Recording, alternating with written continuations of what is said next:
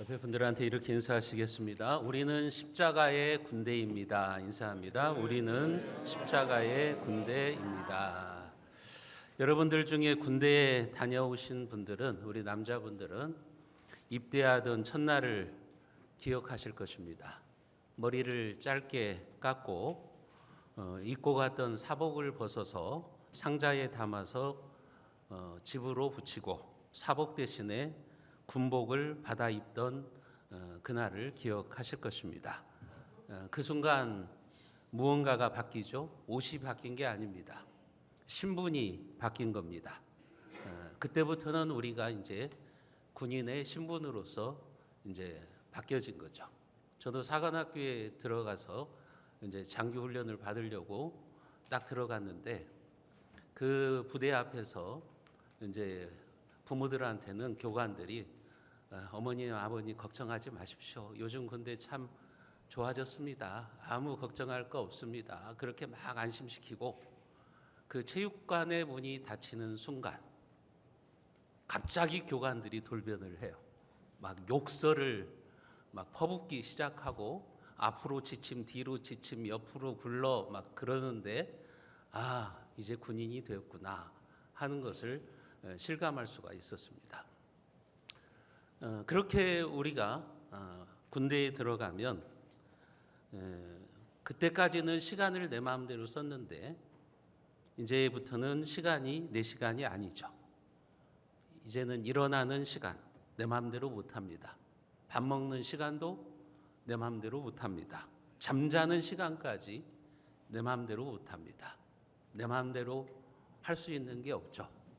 군인의 신분으로 바뀌어지면 이제 나 아닌 다른 사람의 명령을 따라가야 되는 겁니다. 나는 이제 내 몸이 아니라 나라의 몸이 되었다고 하는 겁니다. 왜 그렇습니까? 이제는 민간인이 아니라 군인이기 때문에 그런 거예요. 오늘 말씀에서도 사도 바울은 그의 사랑하는 제자 디모데에게 그리고 오늘 이 자리에 있는 우리들에게 너는 그리스도 예수의 병사라 그렇게 말씀을 하십니다. 저와 여러분들은 신분이 뭐냐? 예수님의 병사, 하나님 나라의 군인이 되었다고 말씀을 하는 겁니다. 지금 사도 바울은 네가 한번 군인이 되어보고 싶냐? 그렇게 권유하는 게 아니에요. 너는 이미 군사다 이렇게 말하고 있는 거예요. 예수님을 믿는 순간 그 순간부터 이제 우리의 신분은 바뀝니다. 우리의 신분은 세상 사람이 아니라 하나님 나라의 군인으로 신분이 바뀌었다고 이야기를 하고 있는 겁니다. 성경에 보면 우리가 누구인가, 우리의 아이덴티티, 정체성에 대한 이야기를 하죠. 어떤 곳에서는 우리를 하나님의 자녀라고 이야기를 합니다. 우리가 하나님의 자녀라고 하는 것은 하나님은 우리의 아버지가 되신다는 거죠. 또 어떤 곳에서는 우리를 하나님의 백성이라고 말합니다. 우리가 하나님의 백성이라고 하는 것은 하나님은 우리의 왕이시라고 하는 말입니다.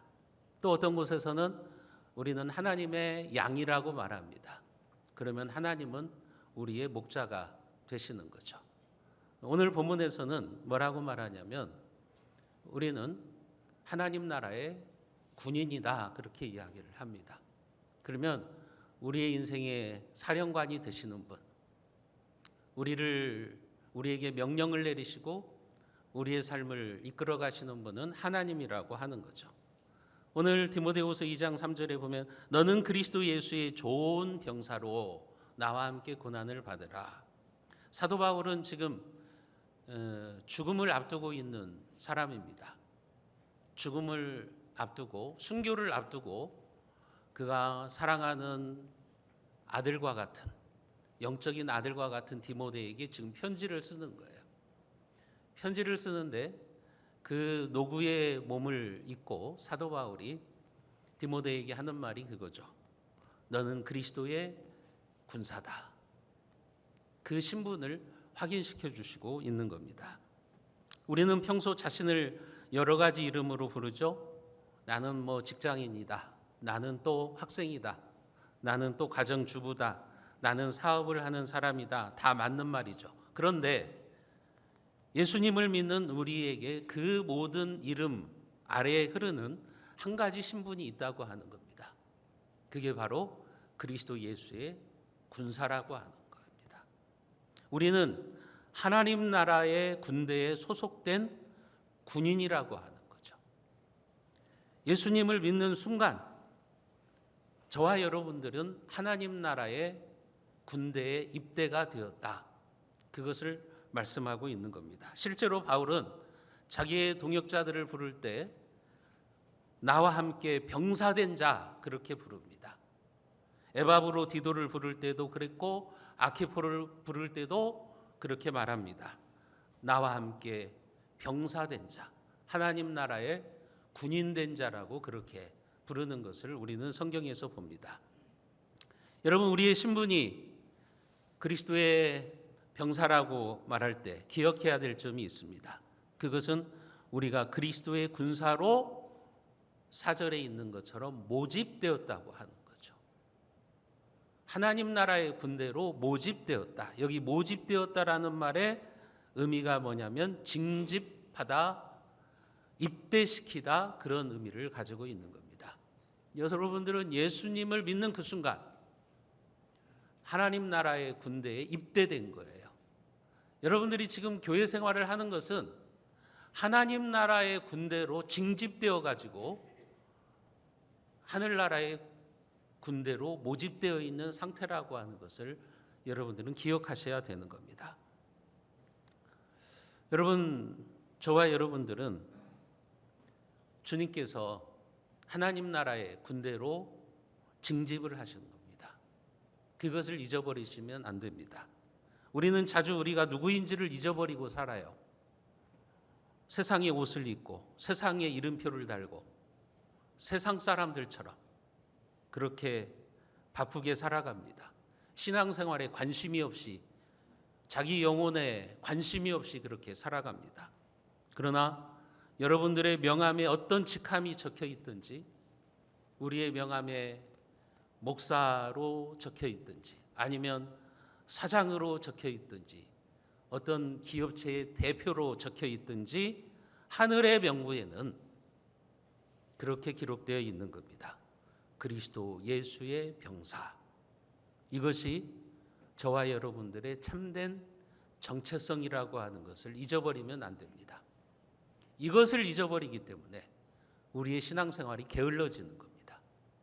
이것을 망각하고 있기 때문에 우리는 하나님 나라의 백성처럼 살아가지 않고 우리가 세상 사람들과 다른 점이 없이 그렇게 자기의 안락과 유익함을 생각하면서 그렇게 신앙생활을 하고 있는 겁니다. 그것은 여러분들이 내가 누구인가라고 하는 정체성을 잃어버렸다는 사실을 보여주고 있는 거죠. 여러분, 그리스도인은 하나님의 군사라고 하는 사실은 우리가 누구인가를 말해주는 거예요. 그 다음에 중요한 문제가 뭡니까? 그러면 그리스도의 군사로서 우리는 어떻게 살아가야 되는가 하는 거죠. 쉽게 말씀드리면 군복을 입었다면 군인답게 처신해야 됩니다. 군복을 입고서 자기 마음대로 활동을 하면 날라리가 되는 거죠. 날라리 군인이 되는 거죠. 여러분, 우리가 하나님 나라의 군인이 되었다면 이제는 군사답게 살아가야 되는 겁니다. 군대에 가면 장교들이 여러분 군인답게 살아가려고 얼마나 애쓰는지 몰라요. 그래서 비 오는데도, 지금은 뭐 그렇지 않겠지만 비 오는데도 우산을 쓰지도 않고, 예전에는 보면은 그 사병들과 같이 화장실에서 오줌도 넣지 않았다고요. 왜요? 장교로서의 품위를 지키기 위해서 그런 거예요.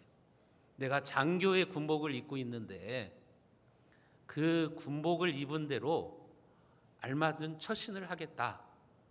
그래서 그렇게 행동을 하는 거죠. 여러분, 우리가 하나님 나라의 군사로 부름을 받았다면 이제는 우리는 하나님 나라의 군인답게 살아가야 되는 거예요. 자기 마음대로 그렇게 살아가면 안 되는 거죠. 그렇다면 그리스도의 군사는 어떻게 살아가야 됩니까?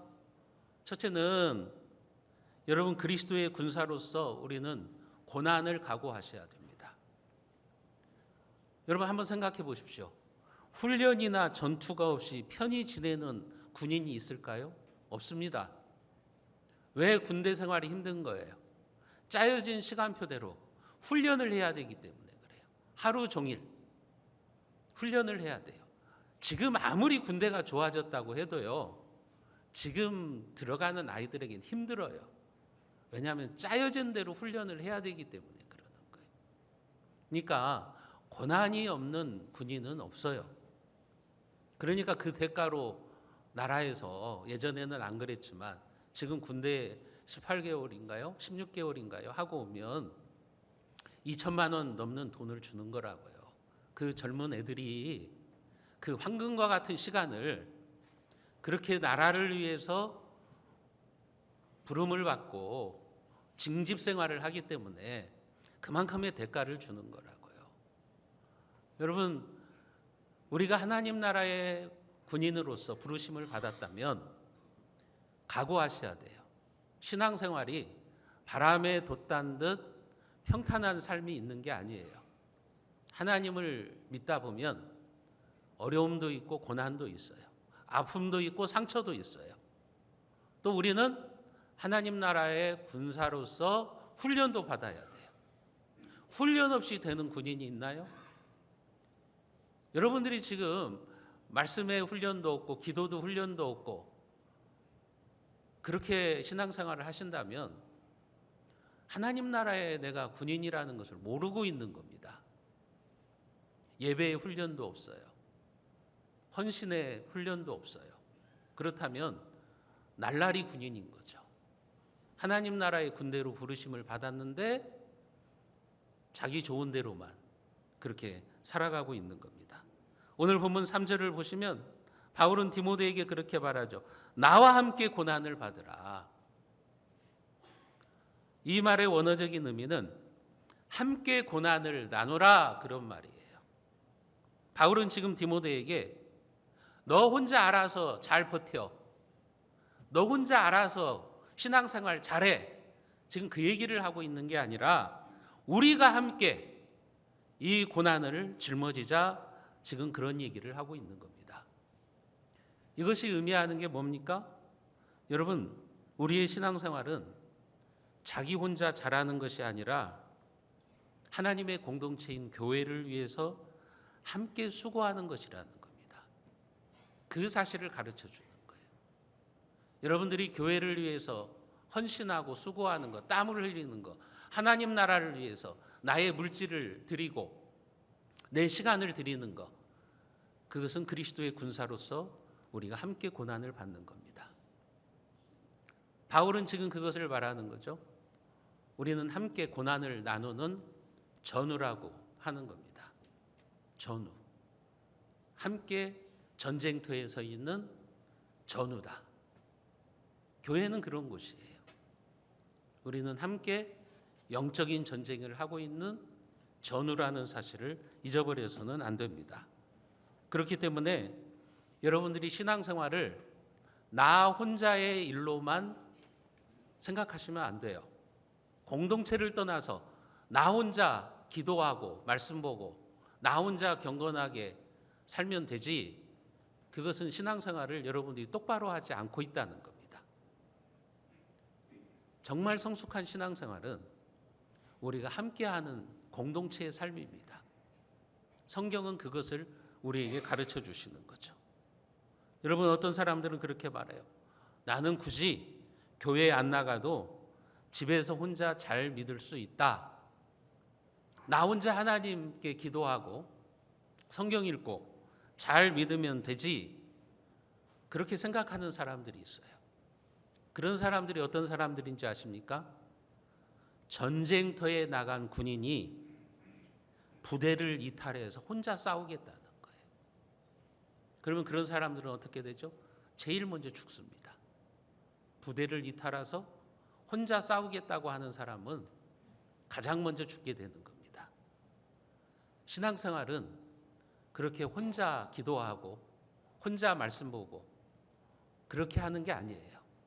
공동체에서 함께 고난을 나누는 삶입니다. 주님이 가신 그 십자가 고난의 길을 우리가 함께 따라가는 거예요. 그래서 신학에서 보면 교회를 분류할 때 그렇게 말하기도 합니다. 전투하는 교회와 승리하는 교회, 그렇게 말을 합니다. 전투하는 교회라는 말은 지금 이 땅에서 영적인 전쟁을 하는 교회를 가리켜서 전투하는 교회라고 하는 겁니다. 여러분, 교회는 지금 이 세상에서 전투를 하고 있는 거예요. 악한 세상의 문화와 싸우고 있는 거예요. 우리의 믿음을 지키기 위해서, 진리의 말씀을 지키기 위해서 우리는 영적인 전쟁을 하고 있는 겁니다. 그래서 이 땅에 있는 교회를 가리켜서 전투하는 교회, 그렇게 이야기를 하는 겁니다. 저와 여러분들은 지금 전쟁터의 한복판에 서 있다는 것을 잊어버려서는 안 됩니다. 신앙생활은 여러분들이 영적 전쟁터에 지금 한복판에 서 있다는 거예요. 누구와 싸우는 겁니까? 여러분, 악한 사탄과 싸워야 되는 것이고요. 여러분들을 유혹하는 죄와 싸워야 되는 거예요. 여러분들 안에 있는 옛사람과 싸우셔야 되는 거예요. 나의 신앙생활을 게으르게 만드는 게으름과 싸워야 되는 것이고요. 내 마음대로 살고자 하는 그런 욕정과 싸워야 되는 거예요. 그게 전투하는 교회라고 하는 거예요. 만약에 여러분들이 이 전투의 모습이 없다면 여러분들은 지금 신앙생활을 잘못하고 계시는 겁니다. 전투하는 교회로 하나님은 우리를 부르신 거예요. 여러분, 신앙생활은 평안한 휴양지가 아닙니다. 교회 생활은 우리가 취미 생활로 하는 게 아닙니다.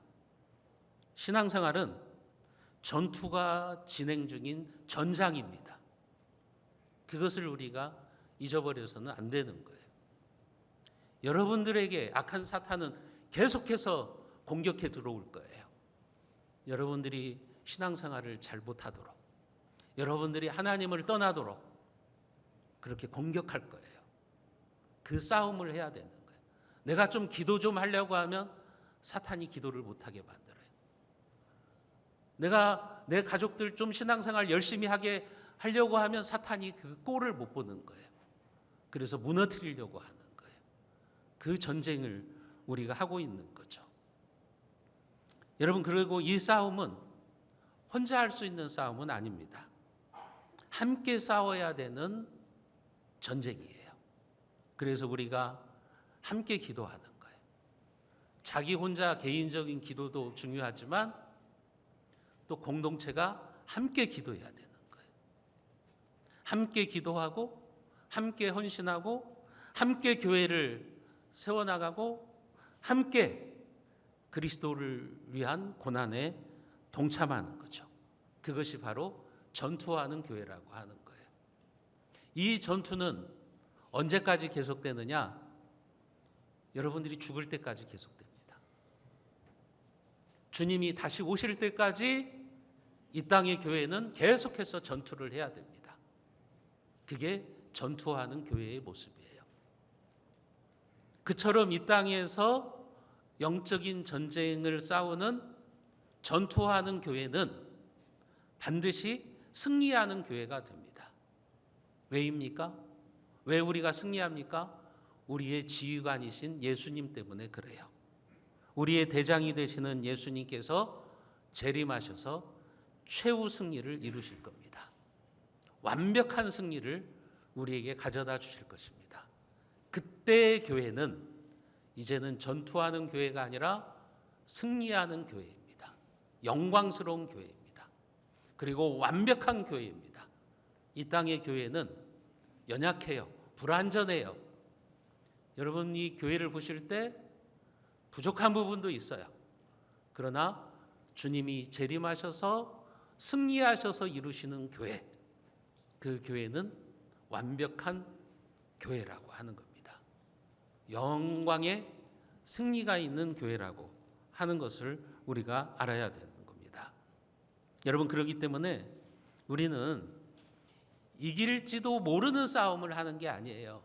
이미 예수님께서 십자가와 부활을 통해서 승기를 잡으신 전투, 그 싸움을 우리가 하고 있다고 하는 거예요. 물론 완전한 승리가 아직 이루어지지는 않았기 때문에 이 땅에 살다 보면 우리에게는 고난이 있죠. 눈물도 있고 신앙생활을 하다 보면 손해도 받고 또 때로는 순교하는 성도들도 있는 겁니다. 그러나 언젠가 우리 모두가 전투를 마치고 주님 앞에 서면 그때 승리의 노래를 부르게 되는 겁니다. 여러분들이 승리하는 교회의 일원이 될 수가 있는 겁니다. 여러분, 혹시 지금 여러분들이 이 악한 세상에서 믿음을 지키며 살아가는 게 힘듭니까? 세상의 유혹 속에서 여러분들이 신앙생활이 게을러지고 신앙생활을 제대로 하는 게 어렵습니까? 하나님 나라와 주님의 교회를 위해서 헌신하고 수고하는 일에 있어서 아픔이 있고 힘들어 하시는 분이 있습니까? 고개를 숙이지 마십시오. 고개를 드십시오. 왜냐하면 지금의 고난이 마지막이 아니기 때문에 그렇습니다. 지금 여러분들이 하나님 나라를 위해서 주님의 교회를 위해서 흘리는 땀과 고난은 그게 패배의 증거가 아니라 내가 그리스도의 군사로서의 올바른 삶을 살고 있다는 증거라고 하는 것을 믿으시기를 바랍니다. 그게 바로 우리의 삶이라고 하는 거예요. 어떤 여자 성도님이 직장 생활을 하는데 직장에서 관행처럼 이루어지는, 세상 사람들은 너무나도 자연스러운 관행처럼 이루어지는 부정한 서류에 이름을 올리라는 압박을 받았어요. 거절하면 불이익이 뻔합니다. 그러나 도무지 신앙인으로서 자기는 그렇게 할 수가 없었어요. 그 부정한 일을 할 수가 없어서 밤새 하나님께 기도하고 그 다음 날 직장에 가서 나는 그런 일을 못합니다 하고 거절을 했어요. 결국 손해를 보죠. 직장에서 쫓겨났습니다. 그분이 이렇게 고백했어요. 제가 손해본 것이 아니라 그때야 비로소 제가 그리스도의 군사라고 하는 신분을 깨달았습니다. 고난이 그를 넘어뜨린 것이 아니라 그것을 통해서 나는 영적인 전쟁을 하는 그리스도의 군사였구나. 자기의 신분을 알게 된 거죠. 사랑하는 성도 여러분, 여러분들이 믿음을 지키기 위해서 찾아오는 고난을 이상하게 생각하지 마십시오. 내 신앙을 지키기 위해서 당하는 고난은 여러분들이 참된 하나님 나라의 군대라는 것을 증명하는 것입니다. 그것은 여러분들이 잘못 살고 있다는 증거가 아니에요. 오히려 여러분들이 하나님 나라의 군사로서 올바른 삶을 살고 있다는 증거입니다. 내가 신앙을 위해서 손해를 보고 믿음을 지키기 위해서 내가 희생하고 땀을 흘리는 것은 내 인생의 손해가 아니라 내가 참된 하나님 나라의 군인으로서의 삶을 살고 있다는 사실을 여러분들이 믿으시기를 바랍니다.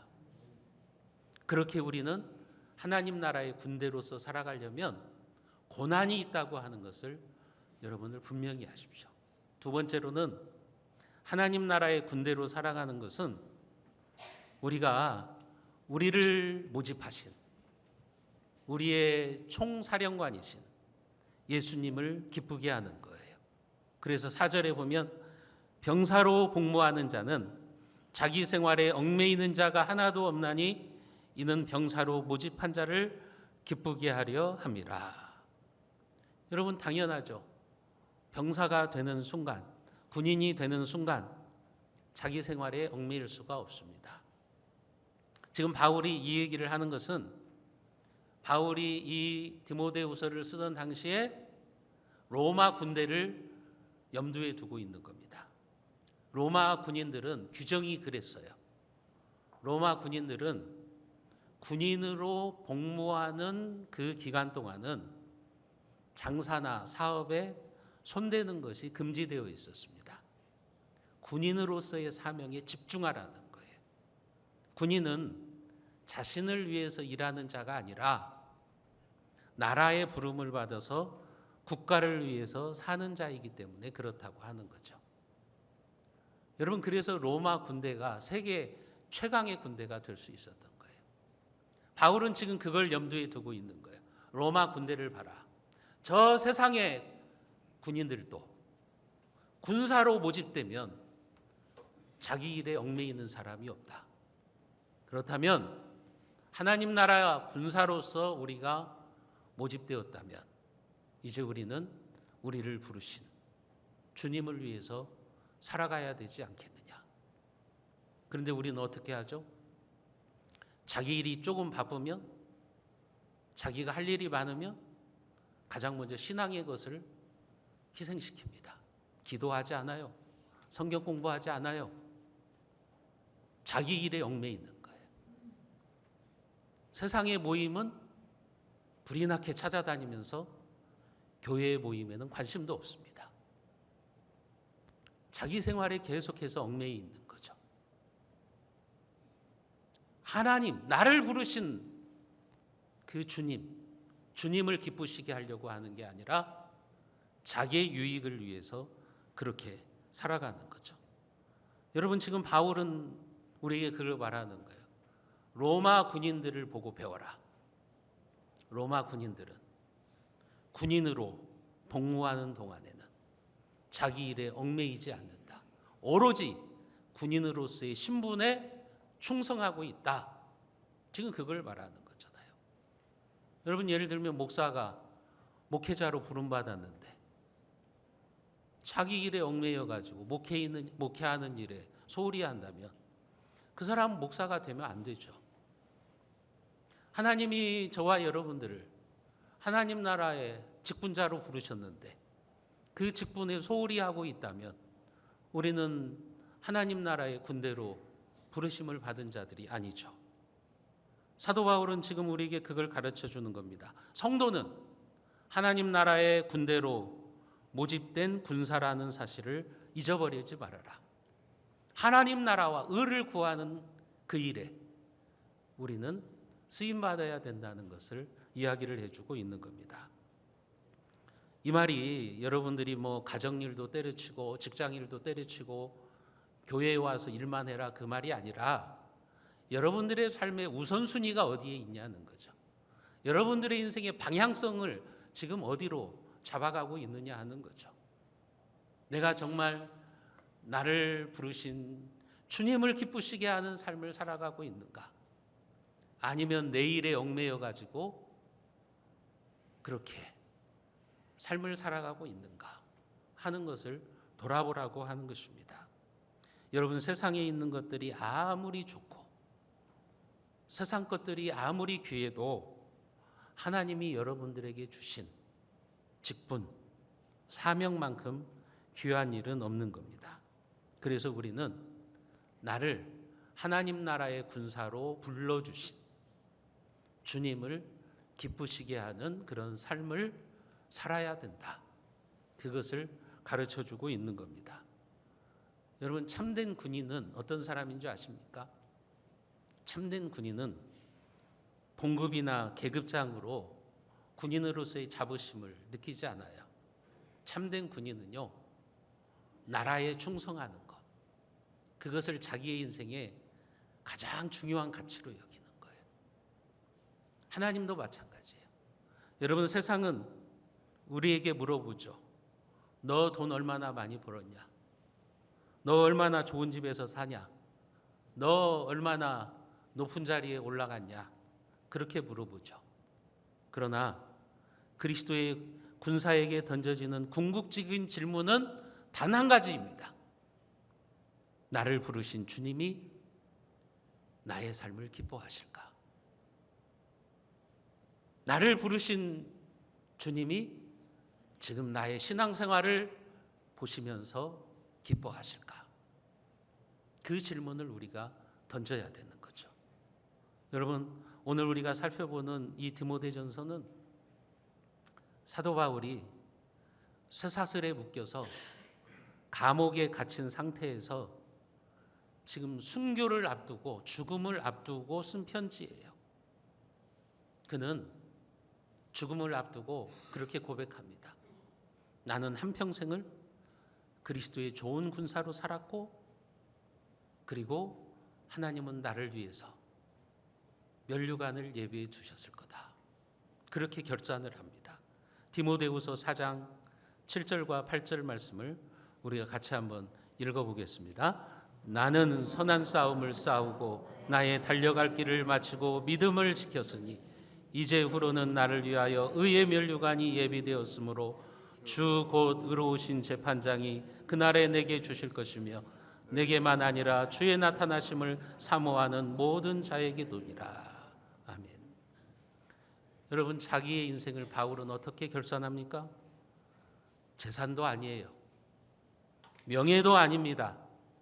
선한 싸움을 싸우고 나의 달려갈 길을 마치고 믿음을 지켰으니, 믿음을 지키기 위해서 싸웠다는 거예요. 신앙생활을 잘하기 위해서 싸웠다는 거예요. 신앙인답게 내가 살기 위해서 영적인 전쟁을 했다는 거예요. 그래서 나는 선한 싸움을 싸우고, 이렇게 말하고 있는 겁니다. 끝까지 그리스도의 군사로 살았다는 거죠. 도망치지 않고 신앙의 대열에서 이탈하지 않고 영적인 전쟁을 다 싸웠다는 거죠. 마지막까지 자기를 불러주신 주님께 충성을 다했다고 지금 그렇게 고백하고 있는 겁니다. 여러분, 그런 그의 눈에 보인 게 있었어요.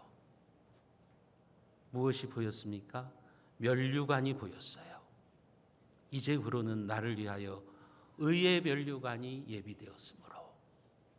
하늘의 면류관이 보였습니다. 하나님이 주시는 상이 보였어요. 이 면류관을 누가 주신다 그랬어요? 주 곧 의로우신 재판관이. 주님은 마지막 날 의로우신 재판관입니다. 그래서 여러분들의 신앙생활을 평가하실 거예요.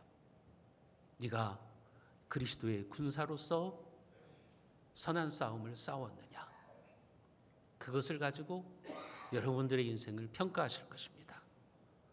그리고 잘 싸운 자들에게는 면류관을 주실 거예요.